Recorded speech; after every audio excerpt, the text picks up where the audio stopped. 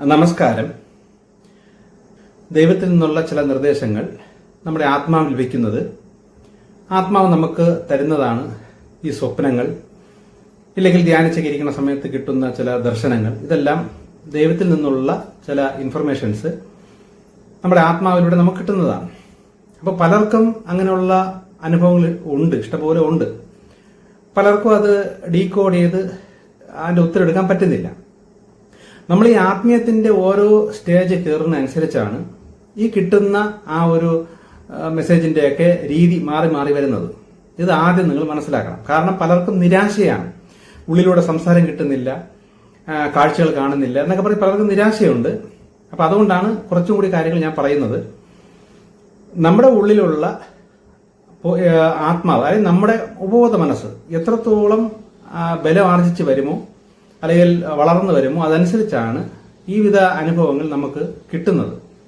ഇത് ആദ്യം എല്ലാ മനുഷ്യർക്കും തുടക്കം കിട്ടുന്നത് നല്ല പൂർണ്ണ ഉറക്കത്തിലെ സ്വപ്നം ആ രൂപത്തിലാണ് ആദ്യം കിട്ടുന്നത്. കാരണം നല്ല ഉറക്കത്തിലാണ് നമ്മുടെ ബോധമനസ്സ് മുഴുവനും ഡൗൺ ആവുകയും നമ്മൾ പോലും അറിയാതെ നമ്മുടെ ഉപബോധ മനസ്സ് പവർഫുൾ ആവുകയും ചില ആക്റ്റീവ് ആവുകയും ചെയ്യുന്നത്. ഉപബോധ മനസ്സ് സകല സമയത്തും ആക്റ്റീവാണ്, എങ്കിലും ബോധമനസ്സ് പൂർണ്ണമായി ഒതുങ്ങി നിൽക്കുന്ന അല്ലെ ഡൗണായി നിൽക്കുന്ന സമയത്താണ്, അല്ലെ മറന്നു നിൽക്കുന്ന സമയത്താണ് ഉപബോധ മനസ്സ് കൂടുതൽ പവർഫുൾ ആവുന്നത്.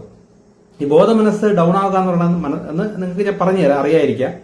അതായത് ഭൗതിക ചിന്തകളൊന്നും ഇല്ലാത്തൊരവസ്ഥ, ബോധത്തിൽ കിടക്കുന്ന ആ ചിന്തകളോ നമ്മളെ പ്ലാനുകളോ പിന്നെ ടെൻഷൻ, ഇങ്ങനെയുള്ള സകലമാന സാധനങ്ങളും ബോധത്തിൽ നിന്നും ഇല്ലാതാകുന്ന അവസ്ഥ. അത് എപ്പോഴും ആ അവസ്ഥ വരുന്നത് എല്ലാവർക്കും ഉറക്കത്തിലാണ്. നിങ്ങൾ ഉറങ്ങുമ്പോൾ നിങ്ങൾ ശ്രദ്ധിച്ചാൽ മതി, പൂർണ്ണ ഉറക്കത്തിൽ നിങ്ങൾക്കൊന്നും അറിഞ്ഞൂടാ, നിങ്ങൾ ഒന്നും ചിന്തിക്കുന്നില്ല, എവിടെ കിടക്കുന്നതെന്ന് പോലും അറിയാൻ പറ്റില്ല. ഇടയ്ക്കൊക്കെ ഉണർന്നു കഴിഞ്ഞാൽ തല എവിടെയാണോ വെച്ചത്, കാല് എവിടെയാണോ വെച്ചത്, ഏത് വീടാണ് എന്ന് പോലും നമ്മൾ മറന്നു. കാരണം അതാണ് പൂർണ്ണമായ ബോധം ഔട്ടാകുന്ന അവസ്ഥ. ഈ അവസ്ഥയിലാണ് ഉപബോധ മനസ്സ് പൂർണ്ണമായി ആക്റ്റീവ് ആകുന്നത്. അങ്ങനെ ആക്റ്റീവ് ആകുമ്പോൾ നമുക്ക് ഉണർന്നിരിക്കുന്ന സമയത്ത് കിട്ടാത്ത ചില അനുഭവങ്ങൾ നമ്മുടെ ഉപബോധ മനസ്സിലൂടെ നമുക്ക് കിട്ടും. ഇത് തിരിച്ചറിവ് വരുന്നതേ നമ്മുടെ ആത്മാവ് അല്ലെങ്കിൽ നമ്മുടെ ഉപബോധ മനസ്സ് കുറച്ച് പവർഫുൾ ആവുമ്പോഴാണ്. നമുക്ക് കുറച്ചെങ്കിലും ഈ ഗാഠനിദ്രയിൽ വരുന്ന സ്വപ്നത്തെ തിരിച്ചറിയാൻ പറ്റുന്നത്. ഇതാണ് തുടക്ക സ്റ്റേജ്. കാര്യം പലരും നിരാശകൾ പറയുന്നത് കൊണ്ടാണ് ഒന്നുകൂടി ഞാൻ വിശദീകരിച്ച് പറഞ്ഞു തരുന്നത്. ഇതിൽ തന്നെ എന്തുകൊണ്ടാണ് നമ്മളെ ആത്മാവ് അത്ര കണ്ട് പവർഫുൾ ആവാത്തത് എന്നും കൂടി ഞാൻ പറയും. അങ്ങനെ നമ്മുടെ ആത്മാവ് കുറച്ച് പവർഫുൾ ആയി വരുമ്പോഴാണ് കാണുന്ന സ്വപ്നങ്ങൾ അല്ലെങ്കിൽ ഈ കിട്ടുന്ന ദർശനങ്ങൾ നമ്മുടെ തലച്ചോറിൽ ഫീഡ് ആവുന്നത്. ഇതിപ്പോ നമ്മളുടെ തലച്ചോറിൽ അത് ഫീഡ് ആയില്ല എന്ന് വെച്ചോ, നമുക്ക് ഒട്ടും ആത്മീയ വളർച്ച വന്നിട്ടില്ല, തലച്ചോറിൽ അത് ഫീഡ് ആകുന്നില്ല. തലച്ചോറിൽ ഫീഡായാലേ നമുക്ക് ഉണരുമ്പോൾ അത് ഓർമ്മയിൽ നിൽക്കുള്ളൂ. അപ്പൊ അതിന് വേണ്ടി സ്റ്റോർ ചെയ്യുന്ന സംഗതി എന്ന് പറഞ്ഞാൽ നമ്മുടെ തലച്ചോറാണ്. അപ്പൊ ആത്മാവിലൂടെ കാണുന്ന അനുഭവിക്കുന്ന അനുഭവങ്ങൾ തലച്ചോറിൽ ഫീഡായി അത് കിടന്നാൽ മാത്രമേ അത് മറക്കാതിരിക്കുകയുള്ളൂ. നമ്മുടെ മനസ്സ് ആക്റ്റീവായി, അതായത് രാവിലെ ഉണരുമ്പോൾ നമ്മുടെ മനസ്സ് ആക്റ്റീവായി വരുമ്പോൾ തലച്ചോറിൽ നിന്നുള്ള ഈ കണ്ട കാര്യവും കൂടി നമ്മുടെ മനസ്സിലേക്ക് വരുമ്പോഴാണ് നമുക്ക് ആ സ്വപ്നം ഓർമ്മയുണ്ട് എന്ന് തോന്നുന്നത്. അപ്പൊ അങ്ങനെ ഓർമ്മ വരുമ്പോഴുള്ള ഗുണമെന്ന് വെച്ചാൽ, അങ്ങനെ ഓർമ്മ വരുന്ന കാര്യം വെച്ച് ഭൗതിക മനസ്സുകൊണ്ട്, നമ്മുടെ മനസ്സുകൊണ്ട് നമ്മളൊന്ന് ആലോചിച്ച് ഈ കണ്ട കാര്യത്തെ ഡീകോഡ് ചെയ്യണം. ഇത് നമ്മളെ ദൈവം അല്ലെങ്കിൽ പ്രകൃതി നമുക്ക് ഇൻഫർമേഷൻ തരുന്നതെല്ലാം കഥാരൂപത്തിലേ തരുള്ളൂ, എല്ലാവർക്കും അങ്ങനെ തരുള്ളൂ. അത് പ്രകൃതിയുടെ ഒരു നിയമമാണ്. അതുകൊണ്ടൊക്കെയാണ് ബൈബിളിലൊക്കെ പറയുന്നത് ദൈവം ഉപമകളാൽ സംസാരിക്കുന്നു എന്ന് പറയുന്നത്. അതേപോലെ തന്നെ ഹൈന്ദവത്തിൽ ഈ ഉപനിഷത്തുകൾ എന്ന് പറഞ്ഞ കഥാരൂപേണ കഥകൾ ഇഷ്ടംപോലെ അനേകം കിടക്കുന്നതിന്റെ കാരണമേ ഈ കഥാരൂപേണ മാത്രമേ പ്രകൃതി നമ്മളോട് ചില കാര്യങ്ങൾ അല്ലെങ്കിൽ ചില മെസ്സേജുകൾ തരുള്ളൂ. അപ്പൊ അങ്ങനെ തരുമ്പോൾ അതിന് നമ്മൾ ആ കഥയിൽ നിന്ന് നമ്മൾ നമ്മുടെ ശരിക്കും എന്താണ് നമ്മളുടെ കാര്യം, നമുക്ക് എന്താണ് ഇൻഫർമേഷൻ തന്നത് നമ്മൾ തിരിച്ചറിഞ്ഞെടുക്കണം. ഇത് തിരിച്ചറിഞ്ഞ് എടുത്താൽ മാത്രമേ നമുക്ക് അടുത്ത സ്റ്റേജിലോട്ട് നമ്മുടെ ഈ ദർശനങ്ങളും അല്ലെങ്കിൽ ഈ ഇൻഫർമേഷൻ തരുന്ന രീതി കൂടി വരുള്ളൂ, അടുത്ത സ്റ്റേജിലോട്ട് പോവുള്ളൂ. നമ്മൾ ഈ കാണുന്ന സാധനങ്ങൾ തന്നെ നമ്മൾ ഡീകോഡ് ചെയ്യാതെ തിരിച്ചറിയാതെ നമ്മൾ അത് കളഞ്ഞ് ഇങ്ങനെ പൊയ്ക്കൊണ്ടിരിക്കും തോറും ഈ സ്വപ്നം കാണുന്ന രീതി തന്നെ ഇങ്ങനെ തുടർന്നുകൊണ്ടേയിരിക്കും. അപ്പൊ അതിന് നമ്മൾ ഇരുന്ന് ആലോചിച്ച് കുത്തിയിരുന്ന് അതിനെക്കുറിച്ച് തന്നെ ചിന്തിച്ച് മനസ്സിലാക്കി എടുക്കുന്നതിന് ധ്യാനം, അതൊരു ധ്യാനമാണ്. ഈ ധ്യാനം എന്ന് പറയുന്നത് ഇങ്ങനെ കോൺസെൻട്രേറ്റ് ചെയ്തിരുന്ന് ആലോചിച്ചിരിക്കുന്നതാണ് ഈ ധ്യാനം. അപ്പൊ അങ്ങനെ ധ്യാനിച്ചിരുന്നാൽ മാത്രമേ അതിന്റെ ആൻസർ നമുക്ക് കിട്ടുള്ളൂ. അപ്പൊ അതിനുവേണ്ടി നിങ്ങൾ സമയമെടുത്ത് കണ്ട സ്വപ്നത്തെ ഒന്ന് ഇരുന്ന് മെനക്കേട്ട് ഇതെന്തായിരിക്കും എന്ന് ധ്യാനിച്ച് എടുക്കണം. അപ്പൊ അതിന്റെ അർത്ഥം കിട്ടും.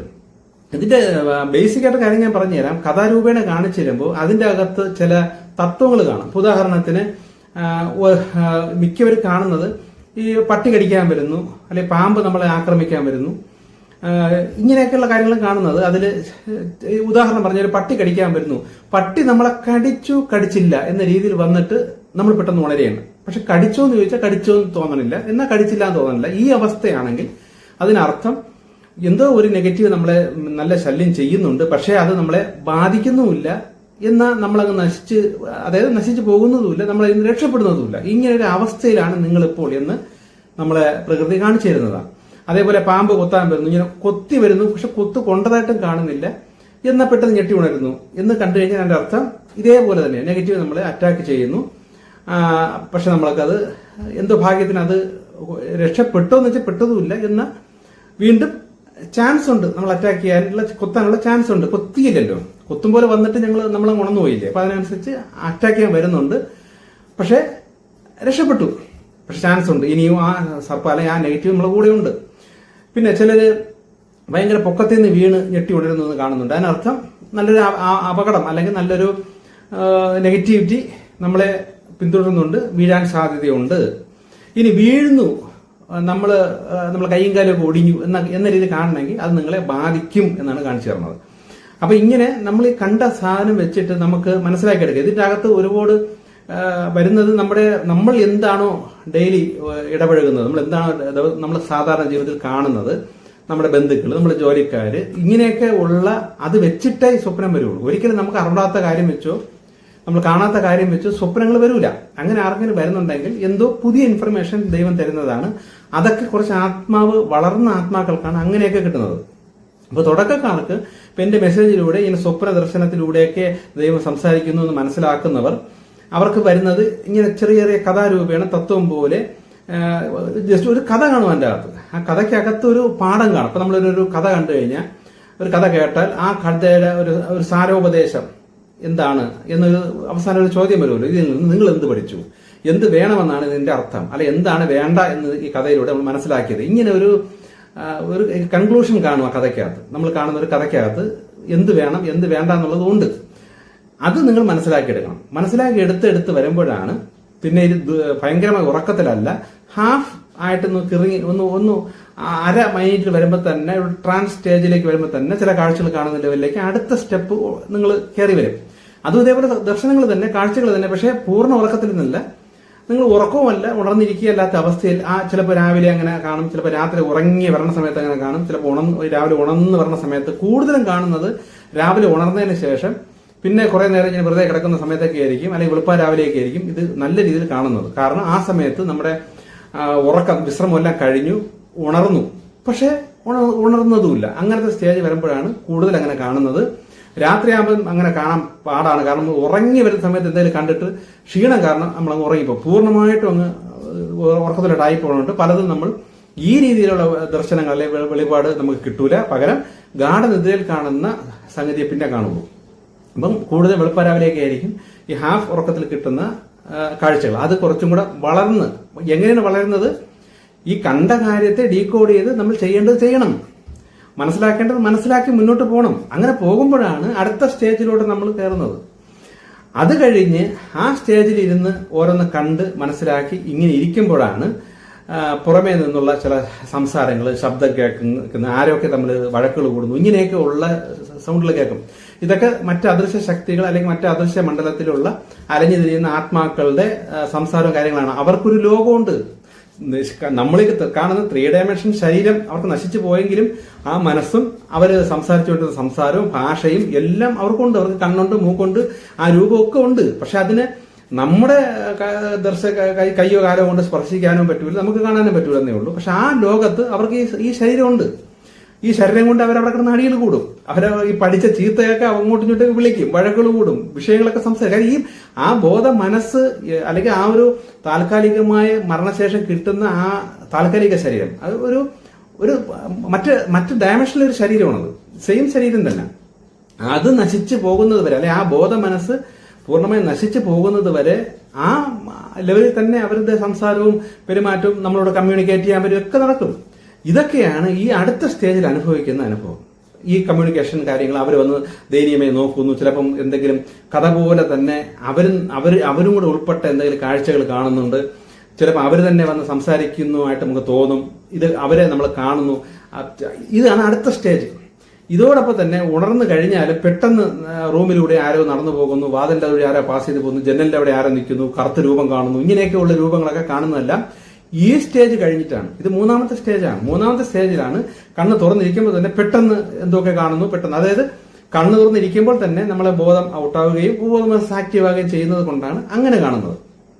അപ്പൊ അങ്ങനെ കണ്ട് ഒക്കെ ഇരുന്നതിന് ശേഷം പിന്നെ ഈ നെഗറ്റീവ് നമ്മളോട് ഇടപെടാൻ വരുന്ന ഒരു ലെവലുണ്ട്, അടുത്തൊരു സ്റ്റേജൊക്കെ ഉണ്ട്. അപ്പൊ ആ സ്റ്റേജിലേക്ക് എത്തണ ആ ഒരു സമയമൊക്കെ ആകുമ്പോഴാണ് ഈ നമ്മളുടെ ഉള്ളിലൂടെ തന്നെ നമ്മുടെ ആത്മാവ് അല്ലെങ്കിൽ നമ്മുടെ മനസ്സ് നമ്മളോട് തന്നെ സംസാരിക്കുന്ന രീതിയിൽ നമ്മൾ അനുഭവങ്ങൾ കിട്ടും. ഇതിനോടൊപ്പം തന്നെ ആയി വരുന്ന ഒരു അനുഭവമാണത്. ഇതിപ്പോ ഈ അനുഭവം വരട്ടെ എന്ന് പറയുന്നത് നോക്കിയിരുന്നു കഴിഞ്ഞാൽ വരൂല. കാരണം നമ്മൾ അത്രയും വളർന്ന് വരുമ്പോൾ നിങ്ങൾ പോലും ആഗ്രഹിക്കാതെ ഇതൊക്കെ അങ്ങ് നടന്നോളും. മനസ്സിലായ? നമ്മൾ ഇത് ഒരു സാധനം കേട്ടപ്പോൾ ഇത് കൊള്ളാം എന്ന് പറഞ്ഞ് അതിനുവേണ്ടി ഇങ്ങനെ നോക്കിക്കൊണ്ടിരുന്നത് വരൂല.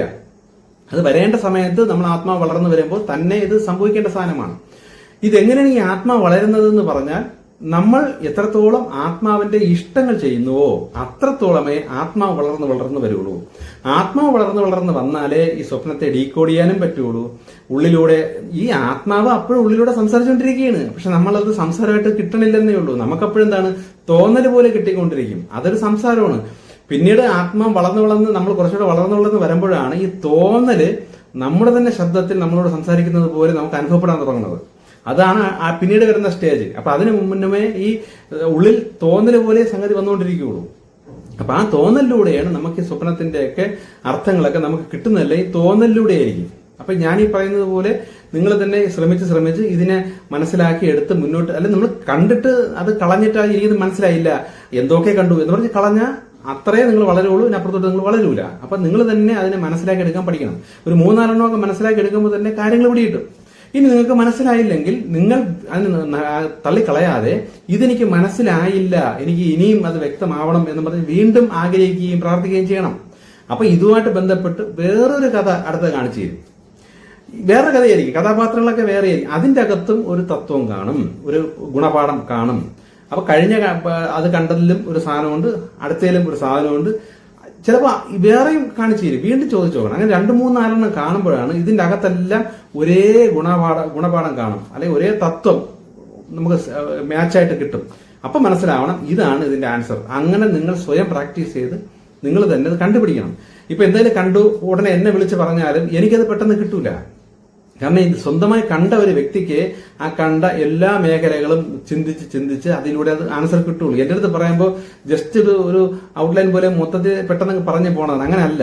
കണ്ട എല്ലാം ആ സിനിമ കണ്ടതുപോലെ തന്നെ ചിന്തിക്കണം. ഓരോ ആ വ്യക്തികളുണ്ടെങ്കിൽ ആ വ്യക്തിയുടെ നോട്ടം, ചിരി, ആ വ്യക്തിയുടെ ഡ്രസ്സ്, ആ വ്യക്തിയുടെ വന്ന വാഹനം എന്താണ്, ആ വ്യക്തി വന്ന് ആദ്യം എന്ത് ചെയ്തു, ഇങ്ങനെയൊക്കെ എല്ലാ മൈന്യൂട്ട് സാധനം വരെ നിങ്ങൾ സിനിമ കണ്ടതുപോലെ പിന്നീട് ഇരുന്ന് ഓർത്തോർത്ത് എടുക്കണം.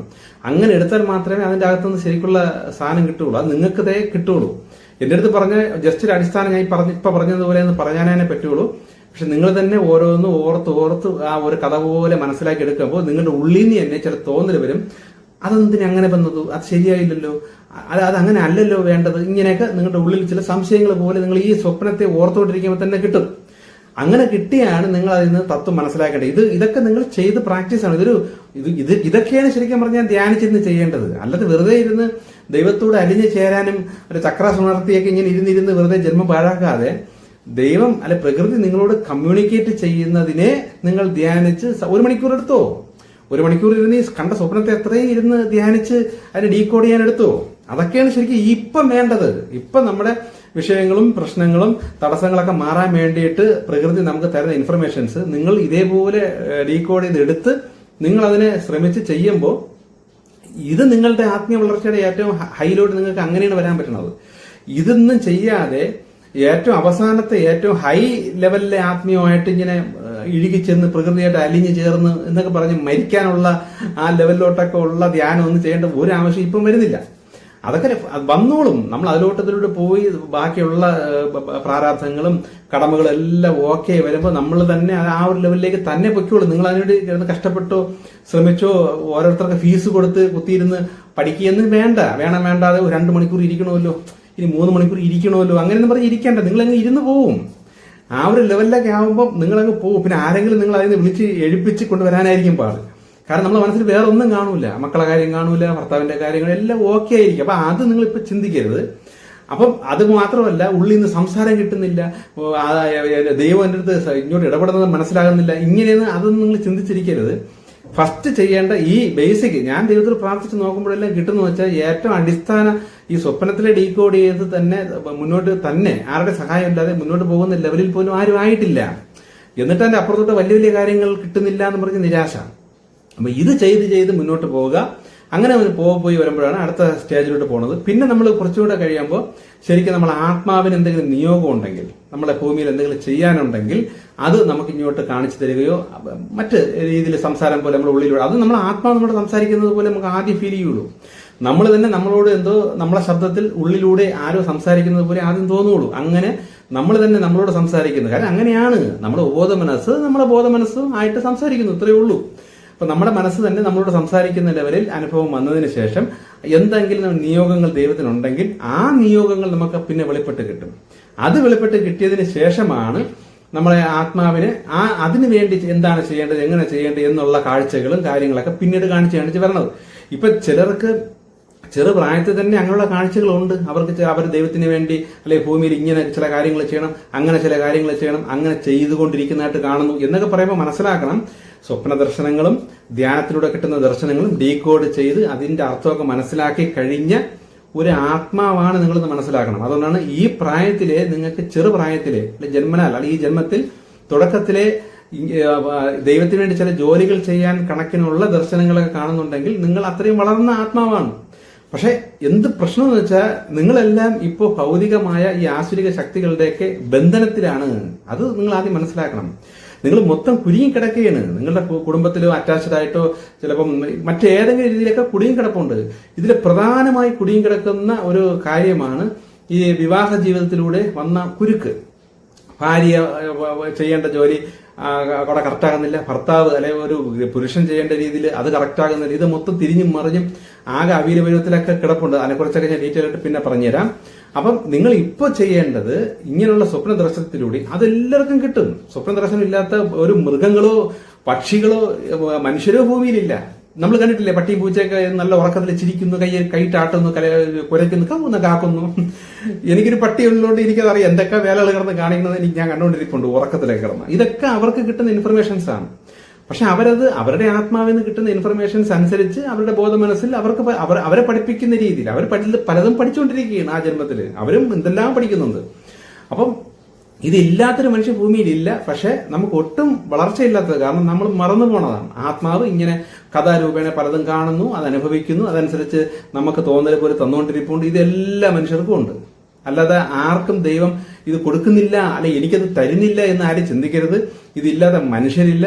നമ്മൾ വളർന്നു വന്ന് അതിനെ നമ്മുടെ തലച്ചോറിലേക്ക് ഫീഡാകുന്ന രീതിയിൽ നമ്മൾ കയറി വരാത്തതാണ് നമ്മുടെ കുഴപ്പം.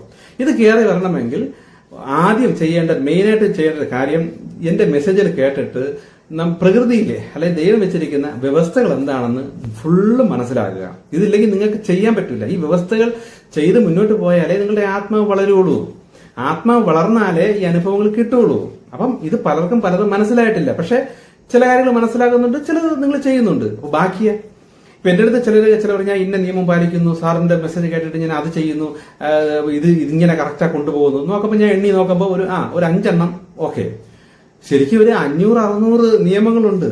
മൊത്തത്തിൽ തിരിച്ചു മറിച്ചും ഇങ്ങനെ അങ്ങോട്ടും ഇങ്ങോട്ടും അവിയൽ പരുവത്തിൽ ഒരു 500-600 നിയമങ്ങളുണ്ട്, വ്യവസ്ഥകളുണ്ട്. ഇതിൽ 5-6 ഒക്കെ മനസ്സിലായത് മാത്രം ചെയ്തുകൊണ്ടിരുന്ന ബാക്കിയൊക്കെ എന്ത് ചെയ്യും? ഇതെല്ലാം നമ്മളെ മനസ്സിനെ മാറ്റുന്ന വ്യവസ്ഥകളാണ്. കംപ്ലീറ്റ് നമ്മളെ മനസ്സിനെയാണ് മാറ്റുന്നത്, നമ്മളെ സങ്കല്പങ്ങൾ മാറ്റുന്ന സാധനങ്ങളാണ്. ആ ദൈവത്തോടുള്ള ആ ദൃഢമായ ഒരു അടുപ്പം വരുന്ന വ്യവസ്ഥകളാണ്. ഇത് ഭക്തിയുണ്ട്, ഭക്തി ഇല്ലാത്ത ആരും ഇല്ല. നിങ്ങൾക്കൊക്കെ നല്ല ഭക്തിയുണ്ട്, നമുക്ക് എല്ലാവർക്കും ഭക്തി അങ്ങറ്റമാണ്. പക്ഷെ വ്യവസ്ഥകൾ ആണ് ശരിക്കും പറഞ്ഞാൽ അവിടെ നമ്മുടെ മനസ്സ് ആ ലെവലിൽ പാകപ്പെടാത്തത്. ഇപ്പൊ ജസ്റ്റ് ഒരു ഉദാഹരണം ഞാൻ പറഞ്ഞെന്ന് വെച്ചാൽ, ജസ്റ്റ് ഒരു ഉദാഹരണം ഞാൻ പറഞ്ഞ എനിക്ക് ദൈവം ഒരിക്കൽ എൻ്റെ അടുത്ത് ചോദിച്ച ചോദ്യമാണ്.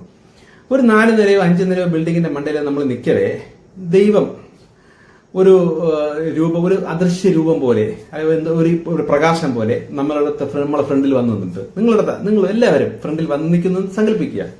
എന്നിട്ട് ആ രൂപം നമ്മളോട് പറയുകയാണ്, ആ ശബ്ദത്തിലൂടെ ഈ ബിൽഡിങ്ങിന്റെ മണ്ടയിൽ നിന്ന് ചാട്, തറയെത്തുന്നതിന് മുമ്പേ, താഴെ വീഴുന്നതിന് മുമ്പേ ഞാൻ നിന്നെ താങ്ങിക്കൊള്ളാം, അല്ലെങ്കിൽ രക്ഷിച്ചോളാം, പിടിച്ചോളാം എന്ന് പറഞ്ഞാൽ, ചാടാൻ പറഞ്ഞാൽ നമ്മൾ എത്ര പേര് വിശ്വസിച്ചും കൊണ്ട് എടുത്ത് ചാടും?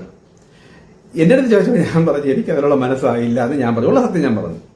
അപ്പൊ ദൈവം പറഞ്ഞത് പട്ടാളക്കാർ പണ്ടുള്ള ഇപ്പോഴും പല രാജ്യത്ത് അങ്ങനെയാണ്, അവിടുത്തെ പട്ടാള മേധാവിയോ അല്ലെ അവിടുത്തെ പ്രസിഡന്റോ ഈ പട്ടാളക്കാരോട് 4 നില ബിൽഡിങ്ങിന്റെയോ 5 നില ബിൽഡിങ്ങിന്റെയോ മണ്ടേ നിലത്ത് ചാടി ആത്മഹത്യ ചെയ്തോ എന്ന് പറഞ്ഞ് ഓർഡർ ഇട്ട, ചാടി ആത്മഹത്യ ചെയ്യുന്ന, രാജ്യത്തിന് വേണ്ടി മരിക്കാൻ തയ്യാറായി നിൽക്കുന്ന പട്ടാളക്കാര് അനേകരുണ്ട്, എല്ലാ രാജ്യത്തും കാണും. പക്ഷേ ദൈവം പറയുകയാണ് ചാട്, ഞാൻ നിന്നെ താങ്ങിക്കൊള്ളാം എന്നൊരു പരീക്ഷണം ദൈവം പറഞ്ഞാൽ പൂർണ്ണ മനസ്സോടെ ചാടി ആ ദൈവത്തിന് മുന്നിൽ എനിക്ക് മരിച്ചാലും വേണ്ടില്ല എന്ന് പറഞ്ഞ് ചാടാൻ തയ്യാറുള്ള എത്ര പേരുണ്ട് എന്ന് എൻ്റെ അടുത്ത് ചോദിച്ചു. അപ്പൊ നമുക്കെല്ലാവർക്കും ഭക്തിയുണ്ട്, പക്ഷെ ഇങ്ങനൊരു അവസരം വരുമ്പോൾ നമ്മൾ മനസ്സൊന്ന് പിടിക്കും. കാരണം അത്ര കണ്ട് നെഗറ്റീവ് ശക്തികൾ മനുഷ്യരെ സ്വാധീനിച്ചിരിക്കുകയാണ്. കാരണം ഈ നിൽക്കുന്ന, അല്ലെ ഈ വന്ന് പറഞ്ഞത്, ഈ പ്രകാശ രൂപേണ വന്ന് പറയുന്നത് ദൈവമല്ലെങ്കിലോ, ഇനി അത് നെഗറ്റീവ് ആണെങ്കിലോ നമുക്കറിഞ്ഞുകൂടാ. കാരണം അത്രയും നെഗറ്റിവിറ്റി കയറി നിൽക്കുന്നത് കാരണം മനുഷ്യ മനസ്സെല്ലാം മൊത്തം ആകെ ഒരു കൺഫ്യൂസ്ഡ് പരുവത്തിൽ നിൽക്കുകയും. അപ്പൊ ആ ഒരു പരുവത്തിൽ നിന്നും കൊണ്ട് നമ്മൾ ആ ഒരു കണ്ടീഷനിൽ നിന്നാണ് ശരിക്കും നമ്മൾ ജയിച്ച് ആ ദൈവത്തിലോട്ട് പൂർണ്ണമായി എത്തുന്നത് എന്ന് തിരിച്ചറിയുക. ഇപ്പൊ ഞാൻ ഈ കാര്യങ്ങളൊക്കെ പറയുമ്പോൾ പോലും ഒരു 99% വിശ്വസിച്ചാൽ പോലും 1% അവിശ്വാസം കിടന്നുകൊണ്ട് നമ്മളെ പുറകോട്ട് പിടിച്ചുകൊണ്ടേയിരിക്കും. ഇതങ്ങനെയാണ്. അപ്പൊ നമ്മൾ ഞാൻ ഈ പറഞ്ഞ കാര്യമൊക്കെ വെച്ച് പ്രാക്ടീസ് ചെയ്ത് സ്വന്തമായി മനസ്സിലാക്കി മുന്നോട്ട് പോയി നിങ്ങൾ ശ്രമിച്ച് ആ പൂർണ്ണ ലെവലിലേക്ക്, അല്ലെ ഹൈ ലെവലിലേക്ക് താനേ കയറി വരിക. അങ്ങനെ പറ്റുള്ളൂ. പക്ഷെ ഞാൻ ഈ മെസ്സേജിലൂടെയൊക്കെ പറയുമ്പോൾ ഏറ്റവും ഇസന്റ് കാര്യങ്ങളും ഏറ്റവും ഹൈ കാര്യങ്ങളൊക്കെ പറയും. ഇത് കേട്ട് ചാടിക്കയറി നിങ്ങളെല്ലാവരും നിരാശപ്പെടേണ്ട ആവശ്യമൊന്നുമില്ല. ഇത് പ്രോസസ് വഴി, അല്ലെങ്കിൽ ശ്രമിച്ച് സ്വന്തം മനസ്സിനെ തന്നെ സ്വന്തം അനുഭവത്തിലൂടെയും ഓരോ കാര്യങ്ങൾ ഓക്കെ വരുന്നതിലൂടെ മാത്രമേ നമുക്ക് ആ ഒരു വിശ്വാസവും ദൈവത്തോട് അത്രയും അടുപ്പവും വരുള്ളൂ. കാരണം അത്രയും തിന്മ വ്യാജമാണ് നമുക്ക് ചുറ്റും. അപ്പൊ അതുകൊണ്ട് സ്വന്തം അനുഭവത്തിലൂടെ തന്നെ ഞാൻ ഈ പറയുന്ന രീതിയിൽ ശ്രമിച്ച് പടിപടിയായിട്ട് ഓരോന്ന് ഇങ്ങനെ ചെയ്യുമ്പോൾ നമുക്കത് ഇത് സക്സസ് ആയി, അപ്പൊ എനിക്ക് കണ്ട കാര്യങ്ങളത്തെ പോലെ ഞാൻ ചെയ്തപ്പോൾ ഇത് ഓക്കെ ആയി, അപ്പൊ അതാണെങ്കിൽ ഇത് സംഗതി കൊള്ളാം, അങ്ങനെയാണെങ്കിൽ ദൈവമേ അടുത്ത ഇങ്ങനെ നമ്മുടെ ഉള്ളിൽ തന്നെ ചെറിയ കാര്യത്തിലൂടെ ഓരോന്ന് അനുസരിച്ചും ചെയ്തും വന്നാണ് നമ്മൾ ഇതിലോട്ട് വരുന്നത്. പക്ഷെ ഞാൻ ഈ പറയുമ്പോൾ ഏറ്റവും ഹൈ പറയുന്നതെന്ന് വെച്ചാൽ ഏതാണ്ട് നല്ല ലെവലിൽ വളർന്നു നിൽക്കുന്ന, ശരിക്കും ദൈവം മാത്രം മതി, കുടുംബവും അതൊന്നൊരു വിഷയമേ അല്ല. അപ്പൊ എന്ത് പ്രശ്നം വന്നാലും അതൊന്നും എന്നെ ബാധിക്കില്ല, മരിച്ചാൽ എനിക്ക് വേണ്ടൂല എന്നൊക്കെ പറഞ്ഞാൽ ദൈവത്തോട് അത്ര കണ്ട് തീക്ഷ്ണതയിൽ നിൽക്കുന്ന സ്വപ്ന ദർശനങ്ങളും ആ സ്വപ്നത്തിലൂടെ അർത്ഥങ്ങൾ മനസ്സിലാക്കി മുന്നോട്ട് പോവുകയും ചെയ്യുന്ന അനേകർ എന്റെ ഈ മെസ്സേജ് കേൾക്കുന്നതിലുണ്ട്. അവർക്ക് പെട്ടെന്ന് വളർന്ന് വരാൻ വേണ്ടിയിട്ടാണ് ഞാൻ ഈ പബ്ലിക്കായിട്ട് ഈ ഏറ്റവും ഹൈ കാര്യങ്ങളൊക്കെ അങ്ങ് പറയുന്നത്. പക്ഷെ അവരങ്ങനെ കയറി വരികയും ചെയ്യുന്നുണ്ട്. പക്ഷെ ആ ഒരു ലെവലിലൊന്നും ആകാത്തവര് എന്റെ ഈ വലിയ കാര്യം കേട്ടിട്ട് എനിക്കത് സാധിക്കുന്നില്ലോ, എനിക്കത് പറ്റുന്നില്ലല്ലോ എന്ന് പറഞ്ഞ് നിരാശപ്പെടരുത്. അത് വെറും മണ്ടത്തരമാണ്. നിങ്ങളുടെ ലെവൽ നിങ്ങൾ തന്നെ മനസ്സിലാക്കുക. ആദ്യം പറഞ്ഞ ലെവൽ, ഞാൻ ഈ പറഞ്ഞ ലെവലിലൂടെ നിങ്ങൾ മുന്നോട്ട് കയറി വരിക. ഇനി ഇതുമായിട്ട് ബന്ധപ്പെട്ട് ഇനിയും ചില കാര്യങ്ങളുണ്ട്, ഞാൻ അടുത്ത മെസ്സേജിൽ അത് പറയാം.